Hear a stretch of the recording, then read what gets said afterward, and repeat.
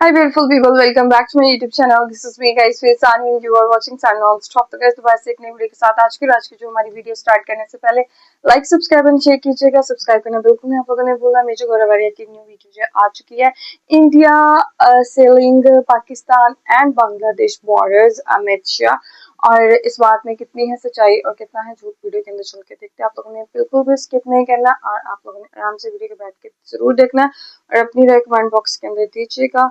और वीडियो के साथ साथ लास्ट में जो है वो सारी बातें होती रहेंगी। तो let's start the video guys. दोस्तों, mister KF. Rustam ji was the founding father of border security force BSF.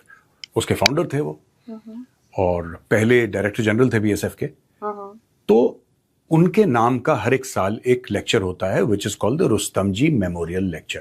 तो उसमें generally the home minister comes and because BSF reports to the home ministry, the home minister आते हैं। इस बार home minister साहब ने कुछ ऐसी बातें करी अमित शाह जी ने जो मैं एनालाइज करना चाहता हूं, आपके सामने रखना भी चाहता हूं।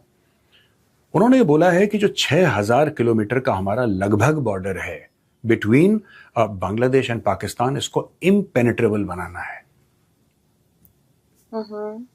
इसकी वजह से कई सारी चीजें हो रही हैं। इसकी वजह से आतंकवाद हो रहा है, रेडिकलाइजेशन फैल रहा है, ड्रग्स हैं, वेपन्स की स्मगलिंग है और कई किस्म की इश्यूज इससे जन्म लेते हैं, इंक्लूडिंग डेमोग्राफिक चेंज। तो ये सारी की सारी उन्होंने बातें बोली हैं।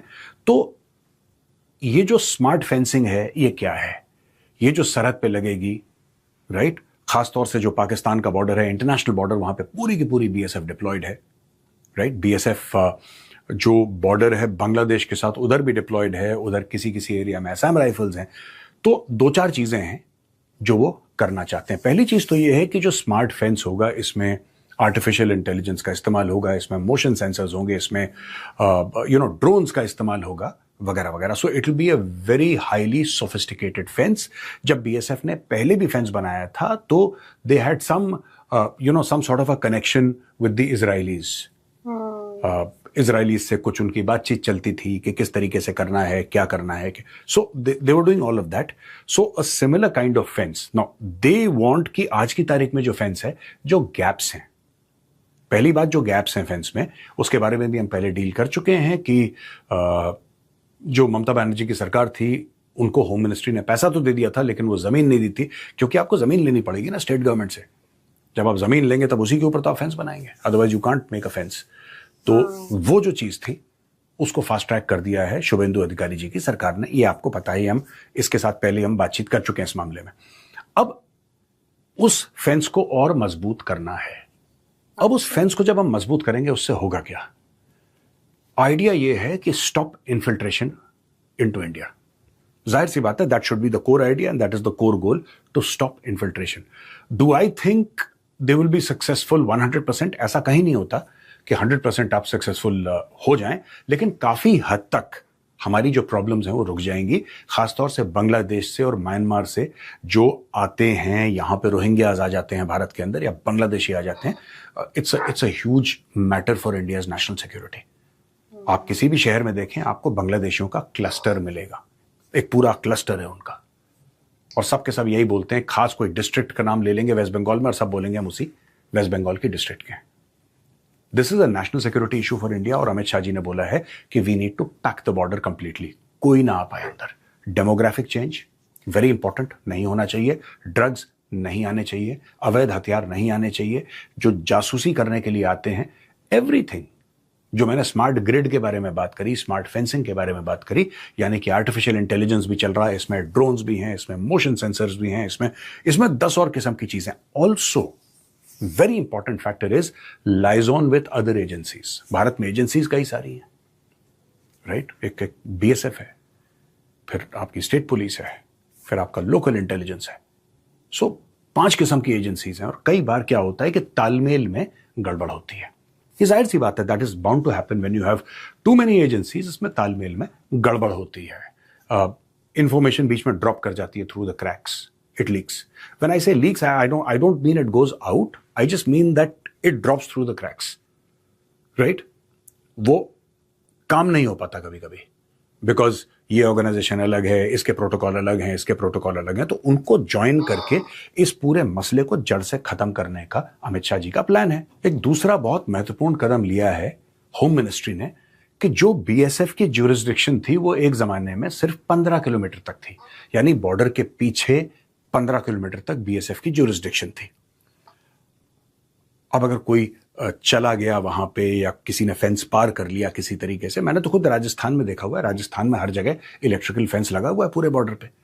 लेकिन जब सैंड ड्यून्स मूव करते हैं रातों रात, आप ये देखेंगे जैसे ये फेंस है, राइट, अब कोई आदमी यहां से आएगा तो फेंस को क्रॉस नहीं कर सकता, जाहिर सी बात है। अब रात को तूफान आया और मैंने खुद अपनी आंखों से देखा है जैसलमेर में, राइट, कि वो पूरा सैंड ड्यून आया और फेंस को उसने ढक दिया। अब फेंस को ढक दिया यानी कि कोई पाकिस्तान से चल के भारत आ सकता है क्योंकि फेंस तो नीचे है, उसके ऊपर रेत आ गई। कई सारी ऐसी नेचुरल चीजें हैं जिससे बड़ी प्रॉब्लम हो जाती है। तो इसको कवर अप करने के लिए अब ये बोला है साहब कि जो 15 किलोमीटर का बीएसएफ का ज्यूरिसडिक्शन था, अगर ये बॉर्डर है तो ये 15 किलोमीटर था, अब वो 50 किलोमीटर कर दिया है, 50 kilometres, which means that the BSF can pursue infiltrators till 50 kilometres. BSF जब भी काम करती है तो स्टेट पुलिस को साथ में लेकर काम करती है, लेकिन बीएसएफ को भी अपना एक इंडिपेंडेंट ज्यूरिसडिक्शन चाहिए रोकने के लिए इन्फिल्ट्रेटर्स को। तो ये it will go a long way in sort of making this absolutely clear that भाई without a valid visa you are not welcome into India। दोस्तों यहां पे मैं बात करना चाहता हूं इकोसिस्टम की, और इकोसिस्टम बहुत जरूरी है। ये जो इकोसिस्टम है जिसके खिलाफ हम लोग लड़ रहे हैं, आप सिर्फ ये मत समझना कि कोई खास पॉलिटिकल पार्टी बैठ के वेस्ट बंगाल में ये सब करवा रही है, आप इस गलतफहमी में मत रहना। That is also part of the problem by the way, कि हमारा वोट बैंक बढ़ेगा और बांग्लादेशियों को लेकर आओ, उनको आधार कार्ड दो, उनके वोटर आईडी बनवाओ और ये सब, that is one part of the scam. ये जो क्राइम चल रहा था और अभी भी चल रहा होगा, I don't know what's happening right now, but ये जो चल रहा है एक प्रॉपर इकोसिस्टम है और इसको कवर फायर देने वाले कुछ ऐसे लोग हैं जो कि समझते हैं through NGOs and through various platforms that this is absolutely okay. So what if somebody is coming in to India, अगर वो परेशान है और भारत आ रहा है और वो 2 रोटी खा रहा है तो यहां पे क्या प्रॉब्लम है? ऐसे कई बुद्धिजीवी हैं भारत में, आपको और हमें मिलकर उन बुद्धिजीवियों को टैकल करना पड़ेगा। अमित शाह जी बॉर्डर देख लेंगे, ठीक है ना, जहां पे बीएसएफ है इन सब इलाकों को वो देख लेंगे। लाइन ऑफ कंट्रोल पे इंडियन आर्मी है, इंडियन आर्मी वहां पे देख लेगी। That's not a problem at all. The problem is the support. अब मैं बात करता हूं इकोसिस्टम की, जो हम इकोसिस्टम लगातार मैं बताता हूं। मैंने एक बार पहले भी समझाया था, डिमांड और सप्लाई का मामला है। अब लोग कहते हैं कि बीएसएफ बॉर्डर में है, बीएसएफ इन्फिल्ट्रेशन को रोक क्यों नहीं पा रही? What is the reason that BSF is not able to stop the infiltration? कई जगह फेंस है ही नहीं, कई जगह फेंस नहीं है, राइट? दूसरी बात यह है कि बीएसएफ के ऊपर लोकल प्रेशर बहुत होता है, बहुत ज्यादा प्रेशर। मैंने किस्सा पहले भी सुनाया था, अगर कोई इन्फिल्ट्रेशन कर रहा है और बीएसएफ ने उसको पकड़ लिया तो आसपास में जितने भी काडर वाले हैं, किसी खास पॉलिटिकल पार्टी के काडर वाले, वो पथराव कर रहे हैं बीएसएफ के ऊपर। It becomes very difficult to work. लेकिन अब माहौल चेंज हुआ है, we are hoping that these things will stop. ये जो इकोसिस्टम है इसमें बुद्धिजीवी भी हैं जो सोशल मीडिया पे पोस्ट लिखते हैं, जो आर्टिकल लिखते हैं, जो आपको ब्रेन वॉश करते हैं और ये बताते हैं कि दिस इज एब्सोल्युटली ओके। अगर कोई आ रहा है आपके देश में, इट्स एब्सोल्युटली ओके। भारत को ये माना गया है कि सब लोग भारत में आते हैं, सबका, यही हमारा मेन प्रॉब्लम है कि everybody is welcome. Everybody is not welcome, ये हमें समझना पड़ेगा। एक लीगल तरीका है भारत में आने का, हमें यह समझना पड़ेगा। एजुकेशनल इंस्टीट्यूशंस में कई लोग हैं जो कि ओपिनियन मेकर्स हैं, जो ऐसी बातें करते हैं। फिर आप देखेंगे बच्चों को, क्योंकि उनके प्रोफेसर्स उनको ये गाना सिखाते हैं पूरा गाने के लिए, तो वो बच्चे भी फिर ऐसी बात करते हैं सोशल मीडिया में कि तो क्या हुआ अगर कोई रोहिंग्या यहां पे आ गया, तो क्या हम इतना भी नहीं कर सकते कि किसी अपने भूखे भाई को खाना? वो आपका भाई नहीं है, and I am sorry to say वो भूखा है, very sorry, but it's not our problem, we have our own problems. They should be where they are, they should stay in the country of their origin, please stay there, and if you want to come to India there is a valid process of coming in to India. तो ये बहुत बढ़िया चीज है। I commend mister Amit Shah, I commend the home ministry end of course the BSF for taking up this step. ये जो बोला है कि पूरा आपके जो बॉर्डर का इलाका है उसको प्रॉपर आप ऐसा बना देंगे कि इन्फिल्ट्रेशन बहुत डिफिकल्ट, मैं फिर कह रहा हूं 100% अचीव करना कहीं भी पॉसिबल नहीं है, अमेरिका नहीं कर पाया।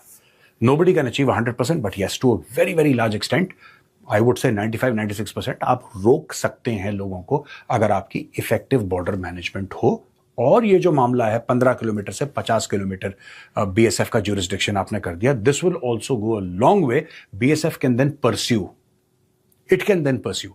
लोग क्या करते हैं, इन्फिल्ट्रेट करा, किसी गांव में गए, वहां पे बस पकड़ी और राजस्थान से आ रहा है, ठीक है, राजस्थान से आ रहा है, वो वहां पे कहीं वो अंदर अंदर गया, किसी के थ्रू कहीं पे गया, वहां पे अगर रोड है, बस आई सीधा जैसलमेर, जैसलमेर से जोधपुर, जोधपुर से आगे, अब आप पकड़ लो, पकड़ लो आप।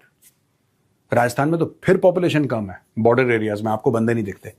अगर आप बॉर्डर के इलाकों में चले जाओ, if you come to Punjab, Punjab में तो पॉपुलेशन बहुत है, एंड पंजाब में खेती बाड़ी है, वो फेंस के भी पार है। जो फेंस है ना, fence is an Indian fence, international border नहीं है। जो हम लोग देखते हैं फेंसिंग वगैरह, तो कई लोगों को यह गलतफहमी है कि जो फेंस बनता है, चाहे पंजाब में, चाहे गुजरात में, चाहे राजस्थान में, चाहे जम्मू में, जो बीएसएफ का फेंस है वो बॉर्डर है और फेंस के उस पार पाकिस्तान है, ऐसा नहीं है। फेंस के उस पार भी भारत है। फेंस जो बनता है वो 200-300-400 मीटर अंदर बनता है भारत के। उधर भी खेती हो रही है पंजाब में। अब किसान है, खेती तो करेगा भाई, उसको पेट पालना है, वो खेती करेगा। इसी चीज का फायदा उठा के इन्फिल्ट्रेशन करते हैं भारत के अंदर, ड्रग्स भेजते हैं ये सब। तो जितनी आप अपनी बॉर्डर सिक्योरिटी मजबूत करेंगे, उतने आप इंटरनली, आपकी इंटरनल सिक्योरिटी उतनी मजबूत होगी।